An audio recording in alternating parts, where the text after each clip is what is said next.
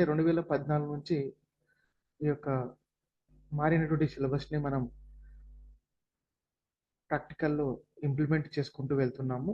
Up to ఈ 2026లో కూడా same ఇదే సిలబస్ ఉంటుంది.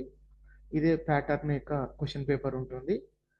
సో, ఈ 2026లో కూడా ఇదే విధమైనటువంటి ప్యాటర్న్ ఉంటుంది. సో, కాబట్టి ఇప్పుడు మనం ఈ యొక్క question paper with scheme of వాల్యుయేషన్‌ని మనం డిస్కస్ చేసుకోబోతున్నాం. అయితే బాటనీ యొక్క ప్రాక్టికల్స్‌లో మనకి మొత్తంగా 5 సెక్షన్‌లుంటాయి. ఈ 5 సెక్షన్‌లను మనం గమనించినప్పుడు మనకు టోటల్‌గా ప్రాక్టికల్ వచ్చేసి 3 అవర్స్ టైమ్ ఉంటుంది. 30 మార్క్స్ ఉంటుంది. సో, ఇక్కడ ఫస్ట్ సెక్షన్ మనం చూసినట్టయితే ఇందులో మనకి హ్మ్, ఫస్ట్ ఇయర్ సిలబస్‌లో ఉన్నటువంటి 3 ఫ్యామిలీస్‌కి సంబంధించినటువంటి ప్లాంట్స్ ఈ సెక్షన్‌లో రావడం అనేది జరుగుతుంది. సో, మనకి ఆ 3 ఫ్యామిలీస్ ఏవేవి అంటే మనకి ఫాబేసి, సోలనేసి, లిలియేసి. అయితే ఈ ఫాబేసిలో టెప్రోసియా పర్పురియా అనేటువంటి ప్లాంట్, అదేవిధంగా సోలనేసిలో దత్తూరా మెటల్ అనేటువంటి ప్లాంట్, అదేవిధంగా లిలియేసికి సంబంధించింది అలియం సెపా మీన్స్ ఆనియన్ అనేటువంటి ప్లాంట్ ఉంటుందన్నమాట. అయితే ఫస్ట్ సెక్షన్‌లో మనకి ఈ 3 ఫ్యామిలీస్‌లో ఎగ్జామ్ టైమ్‌లో మనకి ఏదైనా ఒకే ప్లాంట్ రావడం అనేది జరుగుతుంది. ఆ 3 ఫ్యామిలీస్ నుండి ఒకే ఫ్యామిలీకి సంబంధించినటువంటి ప్లాంట్ రావడం అనేది జరుగుతుంది. అయితే మరి ఆ ప్లాంట్‌ని మనం ఏం చేయాలి అనేటువంటిది మనం డిస్కస్ చేస్తే, ఇక్కడ టోటల్‌గా ఫస్ట్ సెక్షన్‌కి మనకు 6 మార్క్స్ కేటాయించడం జరిగింది. 6 మార్కులు. అయితే ఇందులో ఆ ప్లాంట్ యొక్క శాఖీయ లక్షణాలు అంటే వెజిటేటివ్ క్యారెక్టరిస్టిక్స్‌ని అంటే రూటు, స్టెమ్ము, హ్యాబిట్, లీవ్స్ ఈ క్యారెక్టరిస్టిక్స్‌ని మనం డిస్క్రైబ్ చేస్తే మనకు 1 మార్క్ ఉంటుంది. అదేవిధంగా technical description of floral characteristics అంటే ఫ్లవర్‌కి సంబంధించినటువంటి క్యారెక్టరిస్టిక్స్‌ని మనం డిస్క్రైబ్ చేస్తే 2 మార్కులు ఉంటాయి. అదేవిధంగా ఫ్యామిలీని ఐడెంటిఫై చేస్తే అంటే నీకిచ్చినటువంటి ఆ కొమ్మ ఏదైతే ఉందో అది ఏ ఫ్యామిలీకి సంబంధించింది, ఆ ప్లాంట్ యొక్క సైంటిఫిక్ నేమ్స్‌ను మనం ఐడెంటిఫై రాసినట్టయితే మనకి 1 మార్క్ అనేది రావడం అనేది జరుగుతుంది. అదేవిధంగా ఆ ప్లాంట్‌కి సంబంధించిన ఆ ఫ్లవర్‌కి సంబంధించినటువంటి ఫ్లోరల్ ఫార్ములాకు హాఫ్ మార్క్ ఉంటుంది. అదేవిధంగా ఫ్లోరల్ డయాగ్రామ్ అనేది కూడా చాలా ఇంపార్టెంట్. దానికి ఒక హాఫ్ మార్క్ ఉంటుంది. ఇక మంచిగా డయాగ్రామ్ అంటే కొమ్మ ఏసి, ఆ కొమ్మకి ఫ్లవర్‌ను ఏయడం, ఇన్‌ఫ్లోరెసెన్స్‌ని ఇవ్వడానికి హాఫ్ మార్క్ ఉంటుంది. అదేవిధంగా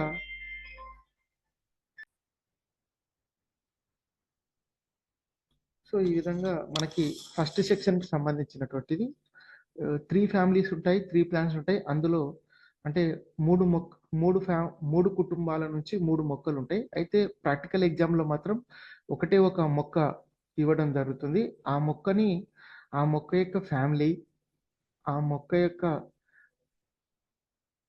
వెజిటేటివ్ క్యారెక్టరిస్టిక్స్ అంటే శాఖీయ లక్షణాలు, పుష్ప లక్షణాలు, తర్వాత ఫ్లోరల్ ఫార్ములా, పుష్ప సంబంధించినటువంటి డయాగ్రాము, మరి పుష్పానికి సంబంధించినటువంటి ఈ యొక్క పుష్ప విన్యాసాక్షము, ఈ విధంగా డయాగ్రామ్ ఏయడం వల్ల ఒక్కొక్క దానికి ఒక్కొక్క విధంగా మనకు మార్కులు కేటాయించడం జరిగింది.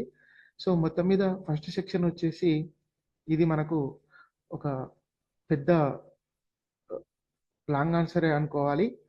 ఎందుకంటే దీనికి ఎక్కువ టైం ఉంటుంది. సో, మనకి 3 ఫ్యామిలీస్‌లో ఏదో ఒక మొక్క మాత్రమే రావడం జరుగుతుంది.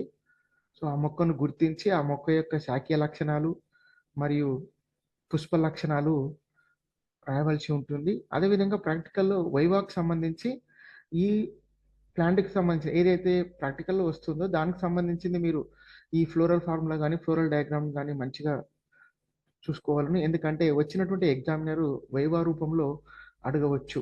అదేవిధంగా ఇది ఫస్ట్ సెక్షన్‌కి సంబంధించింది. ఇక సెకండ్ సెక్షన్‌కి వెళ్తే మనకిక్కడ ఇది టోటల్‌గా మనము అనాటమీకి సంబంధించింది చెప్పుకోవచ్చు. అంటే అంతర్నిర్మాణ శాస్త్రము.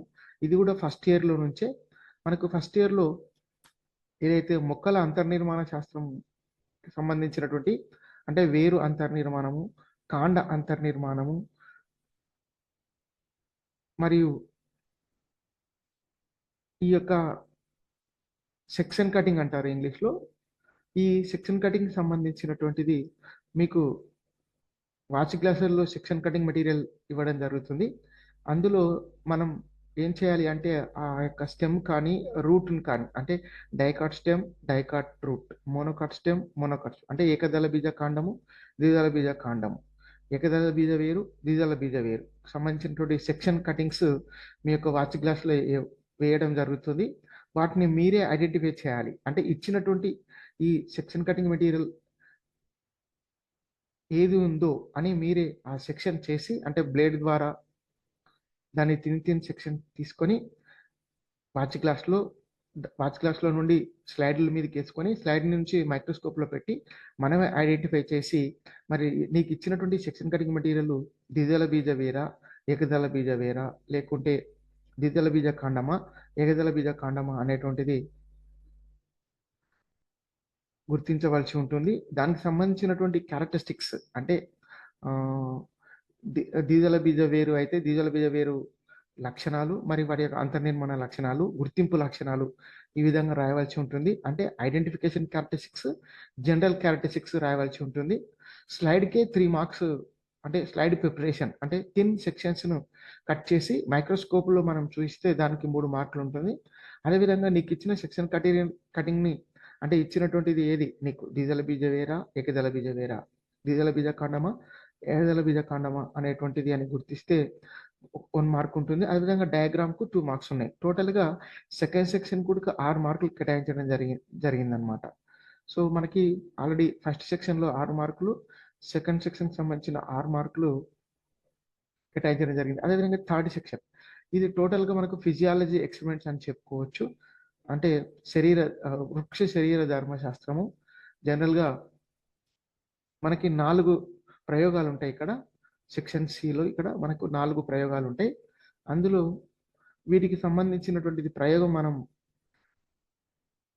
ఒక్కరొకరికి అంటే 4 మెంబర్స్‌కి సెపరేట్‌గా ఈ యొక్క ప్రయోగాలు రావడం జరుగుతుంది. అందులో ఈ థర్డ్ సెక్షన్ కూడా 6 మార్కులు కేటాయించడం జరిగింది. అంటే ప్రయోగాన్ని చేసి చూపిస్తే దానికి 3 మార్క్స్ ఉంటుంది. దాని గురించి ప్రొసీజర్ రాస్తే అంటే ఎయిము, ప్రిన్సిపల్, అబ్జర్వేషన్ అంటే సూత్రము మరియు పరిశీలన మరియు లక్ష్యం రిజల్ట్ రాస్తే మనకు 3 మార్కులు కేటాయించడం అనేది జరుగుతుంది. అయితే ఇక్కడ మనకి ఈ 4 ఎక్స్‌పెరిమెంట్‌లు వచ్చేసి మనకు ద్రవ విసరణ, తర్వాత ఆహ్, ప్లాస్మోలైసిస్, అదేవిధంగా మనకి కోబాల్ట్ క్లోరైడ్ పేపర్ మెథడ్, అదేవిధంగా ఆహ్, పిగ్మెంట్ సెపరేషన్ అంటే క్లోరోఫిల్ పిగ్మెంట్ సెపరేషన్‌కి సంబంధించిన 4 ప్రయోగాలుంటాయి. అందులో ఈ 4 ప్రయోగాల్లో ఏదైనా ఒకటి రావడం అనేది జరుగుతుంది. సో, ఇది థర్డ్ సెక్షన్‌కి సంబంధించింది. ఇక ఫోర్త్ సెక్షన్‌కి సంబంధించింది ఇక్కడ మనకు 5 డీఈఎఫ్‌జీహెచ్ అంటే first section A, second section B, third section C. అంటే ఫోర్త్ సెక్షన్‌లో మనకు 5 రకాల ఐటెమ్స్ ఉంటాయి. అందులో డీఈఎఫ్‌జీహెచ్ ఈ 5 రకాల ఐటెమ్‌లో మనకి 2 రకాలుంటాయి. ఒకటి స్పెసిమెన్స్, 2 స్లైడ్‌లనమాట. అయితే ఈ ఐదిట్లో ఖచ్చితంగా మనకి కొన్ని స్పెసిమెన్‌లు రావచ్చు, స్లైడ్‌లు గూడా రావచ్చు. మాక్సిమం మనకు స్లైడ్‌లు 3 ఉన్నాయి ఐటెమ్స్‌లో. అది స్పైరోగైరా, నాస్టాకు అదేవిధంగా ఈ రైజోపస్ సంబంధించినటువంటి 3 స్లైడ్‌లున్నాయి. సో, మిగతా అన్నీ కూడా స్పెసిమెన్‌లనమాట. మొత్తం మీద 5 అంటే స్పెసిమెన్‌లు, స్లైడ్‌లు కలిపి టోటల్‌గా మనకు 5 వచ్చే అవకాశం ఉంటుంది. ఒక్కొక్కటి 1 మార్క్ అనమాట. అంటే ఒక మార్క్ ఏందంటే ఐడెంటిఫికేషన్. అంటే నీకిచ్చినటువంటి స్పెసిమెన్ అంటే నమూనా ఏది? క్యారెట్టా? లేకుంటే బ్రయోఫిల్లమా? అనేటువంటి ఐడెంటిఫై చేయడం. అదేవిధంగా దానికి సంబంధించిన క్యారెక్టరిస్టిక్స్ రాయడం అనేటువంటి దానికి హాఫ్ మార్క్ ఉంటుంది. మొత్తం మీద ఇక్కడ మనకు 5 ఉన్నాయి కాబట్టి ఇక్కడ 5టికి 5 మార్కులు కేటాయించడం అనేది జరుగుతుంది. ఇక ఫిఫ్త్ సెక్షన్ ఇది టోటల్‌గా కంప్లీట్‌గా ఇది విద్యార్థికి సంబంధించినటువంటి అంటే రికార్డు, హెర్బేరియం, వైవా 3 అని చెప్పుకోవచ్చు. అంటే ఫిఫ్త్ సెక్షన్లో రికార్డుకు మరియు మనకు రికార్డులో మనకు టోటల్గా ఈ సిలబస్లో ఉన్నటువంటి 42 అంటే టోటల్గా 45 ఐటమ్స్ ఉంటాయి. ఆ 45 ఐటమ్స్ రికార్డులో మనం పొందుపరచవలసి ఉంటుంది. అదేవిధంగా హెర్బేరియంలో జనరల్గా మనకు మన సిలబస్లో ఉన్నటువంటి అంటే ఫస్ట్ ఇయర్లో కానివ్వండి, సెకండ్ ఇయర్లో మెయిన్గా ఫస్ట్ ఇయర్లో 3 ఫ్యామిలీస్ సంబంధించినటువంటి ప్లాంట్స్ని మనం టోటల్గా 15 మొక్కలని హెర్బేరియం షీట్లో పొందుపరచవలసి ఉంటుంది. అంటే టోటల్గా 15 హెర్బేరియం షీట్లు ఖచ్చితంగా ఉండాలి. మరి రికార్డు హెర్బేరియం వైవాకి మనకు 7 మార్కులు ఉంటాయి. ఆ 7లో 5 రికార్డుకు మరియు 2 దానికి సంబంధించిన హెర్బేరియానికి ఉంటాయి. అదేవిధంగా ఇక్కడ వైవా కూడా ఉంటుంది. మీరు చేస్తున్నటువంటి ప్రయోగాలు మీకు వచ్చినటువంటి ఏవైతే ప్రయోగాలు ఉన్నాయో వాటికి సంబంధించినటువంటి మాత్రం వైవా మాత్రమే అడిగే అవకాశం ఉంటుంది. కాబట్టి మీరు చేస్తున్నటువంటి విషయం మీద ఏకాగ్రతతో మరి విషయ నిష్ఠతతో మరి చేయవలసి ఉంటుంది. ఎప్పుడైతే మీరు చేస్తున్నటువంటి ప్రతిదీ అంటే ఫస్ట్ సెక్షన్లో మొక్కలనైనా సరే, సెకండ్ సెక్షన్కి సంబంధించిన అంతర్నిర్మాణ శాస్త్రం అయినా సరే, థర్డ్లో ప్రయోగాలైనా సరే, మరి ఫోర్త్లో స్పెసిమన్ స్లైడ్స్ అయినా సరే, ప్రతిదీ కూడా డీప్గా అబ్జర్వ్ చేసి గుర్తుపెట్టుకోవాల్సి ఉంటుంది. వీటిలో ఏదైనా సరే మనకు వచ్చిన ఎగ్జామినర్ అడిగే అవకాశం ఉంటుంది. అదేవిధంగా నీట్గా ప్రజెంటేషన్ చేయవలసి ఉంటుంది. మనకు ఈ ప్రాక్టికల్కి సంబంధించింది ఎగ్జామ్లో మనకి 2 మెయిన్గా ఆన్సర్ షీట్స్ ఉంటాయి. ఒకటి మెయిన్ ఆన్సర్ షీట్ ఉంటుంది. మెయిన్ ఆన్సర్ షీట్లో మీరు ఫస్ట్ సెక్షన్కి సంబంధించింది, సెకండ్ సెక్షన్కి సంబంధించింది, థర్డ్ సెక్షన్కి సంబంధించింది రాస్తారు. అదేవిధంగా ఫోర్త్ సెక్షన్కి సంబంధించినటువంటి స్లైడ్స్, స్పెసిమన్స్ సపరేట్ అడిషనల్ షీట్లో రాస్తారు. సో మొత్తం మీద మనకి ఈ ఎగ్జామ్ వచ్చేసి మరి కొన్ని కాలేజీలలో అయితేనేమో సెల్ఫ్ సెంటర్ అంటే అదే కాలేజీలో ఉంటుంది. కొన్ని కాలేజీలో అయితే మనకు సెంటర్ వేరే పడే అవకాశాలు కూడా ఉంటాయి.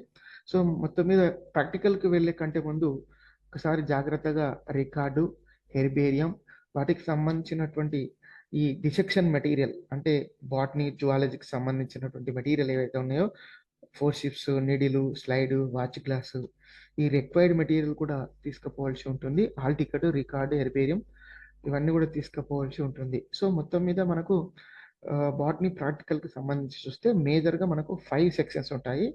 ఫస్ట్ సెక్షన్కి సంబంధించి 3 ఫ్యామిలీస్లో సంబంధించిన ప్లాంట్స్ 3 అది టెప్రోసియా పర్పురియా అంటే వెంపలి, అదే ఫాబిస్ సోలెనిస్కి సంబంధించినటువంటిది దతురా, అదేవిధంగా లిలియస్కి సంబంధించిన ఆనియన్ ప్లాంట్ ఉంటాయి.